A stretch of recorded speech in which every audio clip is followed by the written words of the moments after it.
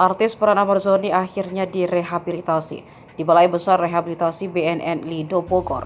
Suami Iris Bella tersebut sudah dibawa ke Lido per hari ini, Senin 13 Maret sore. Kasat Reskoba Polres Metro Jakarta Selatan Ahmad Ardi menjelaskan, penyebab Amarzoni beserta dua tersangka lain, M dan RH, akhirnya direhabilitasi di Lido.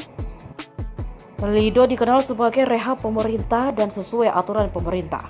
Selain itu, Ahmad juga menegaskan bahwa ketiga tersangka merupakan korban yang harus disembuhkan dari ketergantungan narkoba. Amarzoni dan kedua rekannya rencananya akan direhabilitasi selama 4-6 bulan di Lido.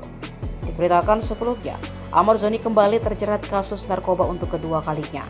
Kali ini suami Iris Bella tersebut tertangkap karena memiliki dan menyalahgunakan narkoba berjenis sabu.